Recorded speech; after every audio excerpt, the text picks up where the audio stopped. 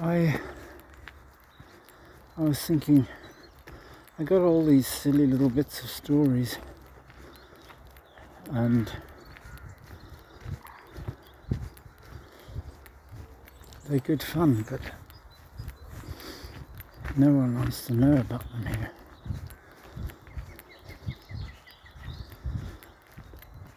I was thinking about the CIA.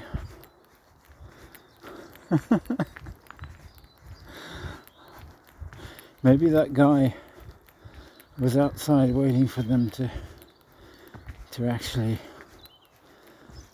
do some proper accounting for those people. I mean, what they've been up to is just beyond belief. But it's the same in Britain.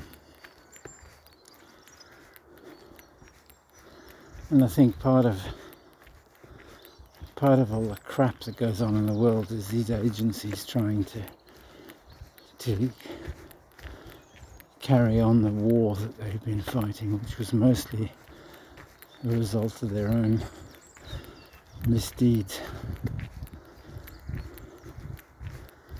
So they keep inventing new enemies to keep the thing going and keep the money going and keep the so-called status quo, but there's nothing status about it. It's just a shit show. But anyway, that wasn't what I was going to talk about. I was going to talk about when the video that I wish I could have made, Escape from Colombia. But it didn't get made because that bastard stole my phone. So I didn't have a phone. But when I was in Ghana, I met this. I just didn't know what to do. I didn't have any information. I tried to contact a few people, and it was clear that by that point just about everyone in town knew what I was trying to do, and nobody would say anything or give me any information about anything. So I was in this kind of limbo vacuum, starving hungry, and I met this Venezuelan guy who was looking for a way across the border. So he and I walked along the coast. There's this, if you're there as a tourist, it's lovely. You can walk along the beach in Ghana. You get to the end of the beach and there are these rocks, and you walk on this rocky path around the headland, and you get to a bay, Punto de Tiburon or something like that, or Shark's Fin, something like that. And there's a little tea place you can buy tea and cakes and things and sit and it's a wildlife preserve, so you can read about the flora and fauna. And anyway, we went along there, and it's right up. It goes right up to the frontier with Panama. So we were asking around, and because it was the Venezuelan guy, this lady was forthcoming, and she said, "Oh no, you can't get across the frontier here. It's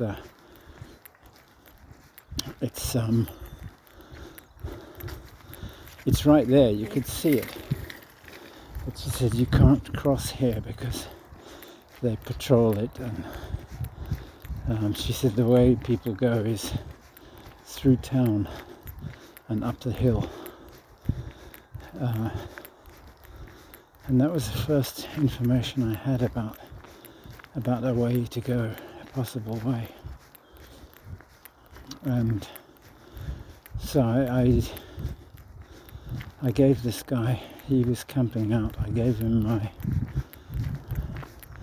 my waterproof bag and stuff that I had been saving, because that was going to be I was going to have a blanket and a waterproof, like one of those black plastic rubbish bags. I gave a couple of them to this Venezuelan, and I said, I'll meet you tomorrow morning at the hotel, and we just go, not the hotel, like the corner, the place where I was staying. And the next morning, I didn't tell anyone. I just said, I'm going to town or something. But I did have my bag with me. It was pathetic. It was one of those bag for life type things. A sturdy shopping bag, that's really all it was. It was my tin of tuna and 2 cigarettes and a packet of crackers or something.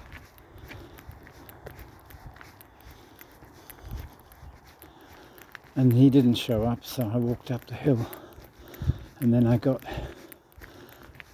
up towards the frontier. I met some more Colombian people on the Colombian side, and I said, how do you get to the frontier? She said, oh, just go up there. And she knew that I was trying to get across to Panama, and she said, well, you can go down and skirt the village. There's a village in Panama just on the border, but it's all patrolled, and she said, if you go down and keep left, as far left as you can without going into the town, you'll be able to get across without being picked up. Because the Colombians patrol it at that point as well. And if the Colombians catch you, then they deport you all the way back to the mainland across the Gulf. So that would have been it had taken me all my money and everything to get across that Gulf in that awful boat ride. So I got a story about that boat ride as well. Wow, that was horrible. A tiny little boat on a choppy sea for 2 hours. I thought I was going to break my back.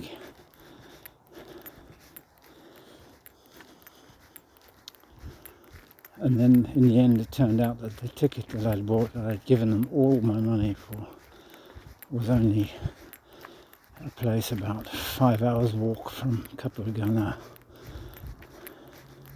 So I had to beg a ride for free the rest of the way. Oh boy. Anyway, see, it's a long story. I could go on. I went up around the village. I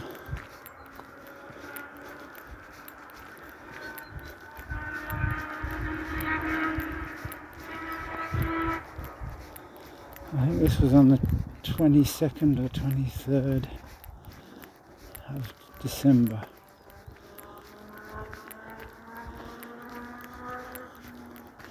(2020), and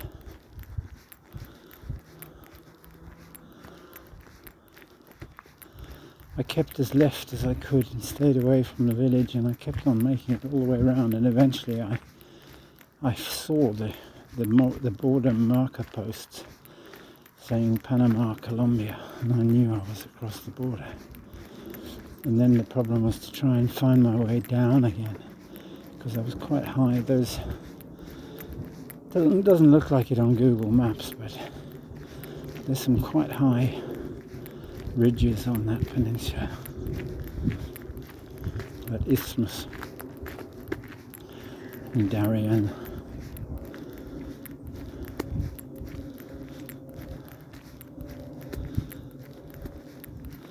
And I ended up having to spend the night out there, and then I came down in the morning. I think think it was the morning. Or was it very late in the evening?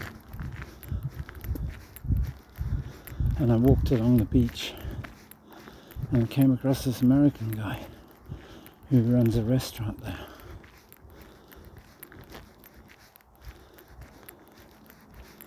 He's lived in Panama a long time, but he had a two-masted schooner in the bay, which he was cut off from because of the pandemic. It was actually on the Colombian side. And he had a Colombian girlfriend who used to be able to cross the frontier and visit him every now and then. He put me up for the night and gave me a mattress and a huge plate of really excellently cooked spaghetti carbonara.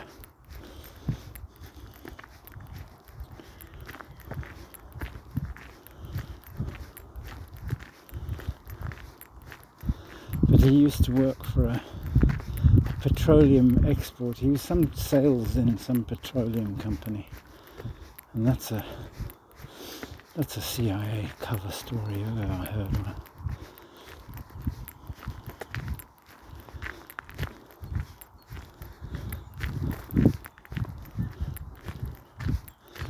Anyway, he bought this schooner, which had been in a famous TV series about a sailing ship, a kind of educational, real-life adventure TV film that they made in the 60s or 70s.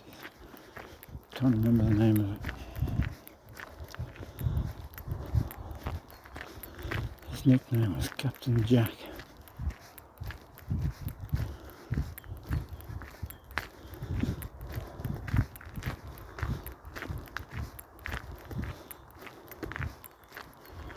And so I set off the next morning, 24th of December.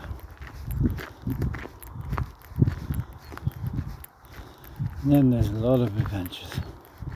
Because didn't get to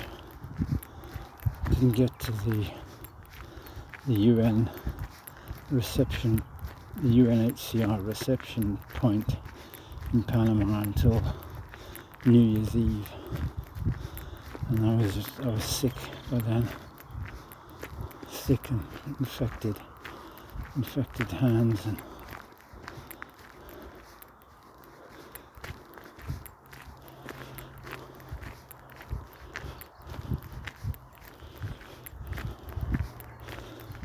I was so craving fresh fruit. It was just unbelievable. And we got out of the boat at this second reception point, and I saw somebody had bought some strawberries or something and dropped little bits on the floor, and I don't think I ate them, but I really wanted to eat them.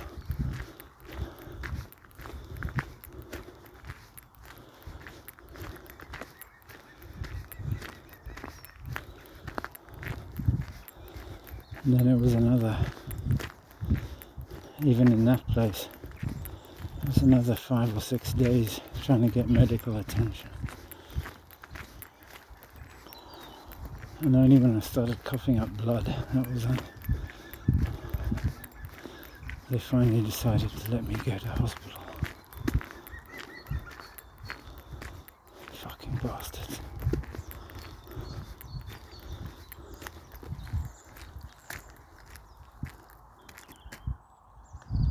I love it when they do that. Whoa! Doesn't the water go up your nose when you do that? Yeah.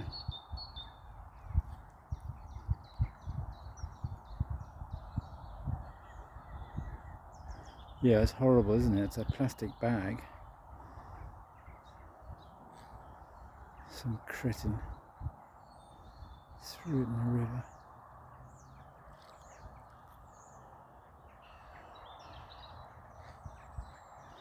So yeah, there are lots of stories and no one to tell them to. So maybe I should just make videos like this.